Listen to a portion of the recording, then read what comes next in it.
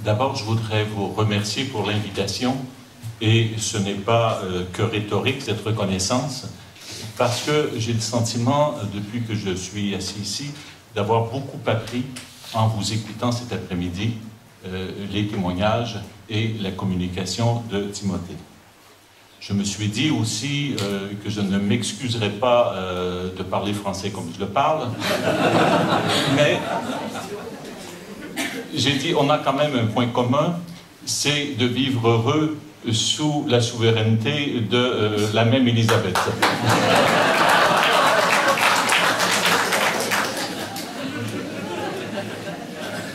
Alors, la mention du sensus fidei à 2 reprises dans les textes de Vatican II, ce qui est nouveau pour des textes conciliaires, n'est pas passé inaperçu. Toutefois, depuis, hormis quelques thèses, j'en ai retrouvé 3, articles ou dossiers thématiques de revue, il faut attendre les dernières années avant que la question ne revienne sur le devant de la scène. Et 3 événements récents l'ont remise à l'avant-plan. La publication d'un important document dont a parlé Timothée de la Commission théologique internationale,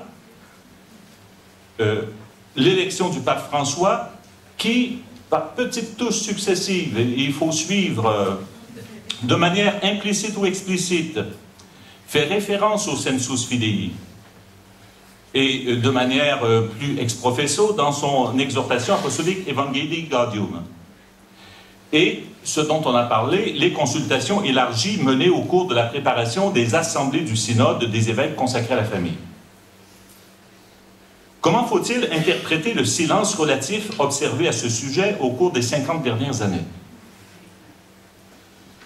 Avant d'interpréter ce silence, il me faut souligner qu'il serait injuste et inapproprié de conclure que de l'absence relative de débat autour de ce thème, de conclure à l'occultation ou au refoulement de la réalité elle-même. Ne pas parler d'une chose ne veut pas dire que la réalité n'est pas là. La réviviscence des synodes diocésains à la suite du Concile Vatican II est un bel exemple du souci de permettre au moins l'expression du sensus fidei. Dans certains diocèses, le conseil pastoral ou d'autres types d'assemblées sont des réalisations qui allaient dans le même sens. En somme, le concept de synodalité, qu'on ne retrouve pas dans les documents de Vatican II, a servi de catalyseur à la réflexion sur l'expression et la prise en compte du sens de la foi des fidèles. Il faut probablement chercher ailleurs, outre l'habitude difficilement déracinable d'autonomiser la hiérarchie par rapport aux autres fidèles. Et j'allais dire, on trouve cet habitus dans à peu près toutes les administrations. D'autoriser, par exemple, le bureau du Premier ministre de se prendre pour le Parlement et le Parlement pour l'ensemble, etc. Mais il y a également la difficulté d'avancer en cette matière au cours des dernières années. La Commission théologique internationale énumère un certain nombre de difficultés et, à mon sens, soulève à peu près toutes les questions entourant la mise en œuvre effective de l'idée. Parce que ce n'est pas tout d'avancer l'idée, ce qu'a fait le Concile, mais de la mettre en œuvre. Idée, au final, assez traditionnelle. Je cite un petit paragraphe de ce texte de la Commission. Dans la réception et l'application de l'enseignement du Concile sur ce sujet, de nombreuses questions se posent néanmoins, en particulier en relation avec les controverses concernant divers points de doctrine ou de morale. Qu'est-ce exactement que le sensus fidei? Et probablement plus grave encore, comment peut-on l'identifier? Quelle est la relation du sensus fidei au magistère ecclésiastique du pape et des évêques, ainsi qu'à la théologie? Quelles sont les conditions d'exercice authentique du sensus fidei? Le sensus fidei est-il quelque chose de différent de l'opinion de la majorité des fidèles, en un temps et en un lieu donné? Et, si c'est le cas, comment s'en différencie-t-il? Voyez, cet ensemble de questions peut être réparti, de mon point de vue, en deux sous-ensembles. Celle qui concerne les fondements de cette réalité et celle qui concerne sa mise en œuvre dans la vie de l'Église. Et j'explorerai ces deux volets, mais en particulier la question de la mise en œuvre. Les fondements d'abord.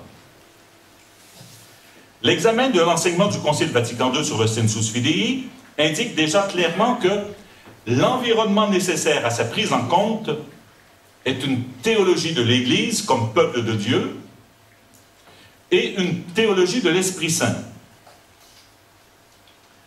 Parce qu'on en parle dans le chapitre 2 sur le peuple de Dieu. Et quand on lit ce chapitre, la logique ou la systématique d'ensemble nous fait passer de la compréhension de l'Église comme peuple de Dieu au numéro 9, et de là, on va au sacerdoce commun des fidèles, au numéro 10, à l'exercice de ce sacerdoce dans les sacrements, ou dans le Munus Sanctificandi, au numéro 11, et finalement, à son exercice dans le cadre de la fonction prophétique de l'Église, au numéro 13, de la fonction prophétique ou de l'enseignement. C'est donc à l'intérieur de ce cadre, et je suis là-dessus d'accord avec la manière d'exposer du Concile, c'est à l'intérieur de ce cadre qu'il faut comprendre les choses. Tout ce qui précède ce numéro 12 est donc important. D'abord, le fait que c'est le peuple de Dieu dans sa totalité qui rend témoignage et qui rend gloire à Dieu dans le monde. C'est le peuple de Dieu dans sa totalité qui est, je cite, aux yeux de chacun le sacrement visible de l'unité.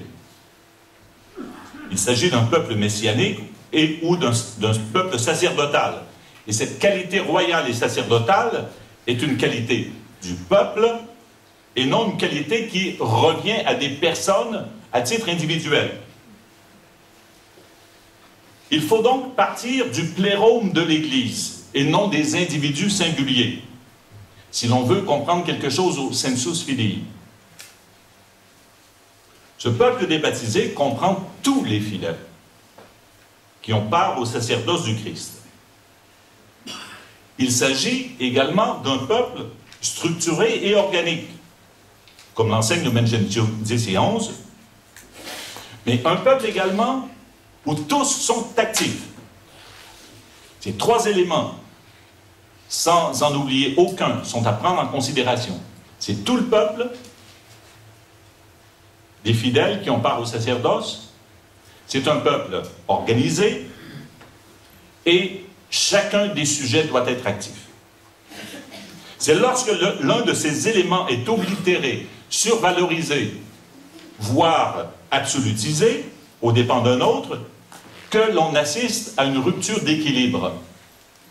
Et je pense que c'est dans la rupture d'équilibre, et quand on disait, lorsque Timothée disait qu'au cours du dernier siècle, on a absolutisé ou autonomisé le rôle de la hiérarchie, et que les autres pôles ont eu tendance à être disqualifiés.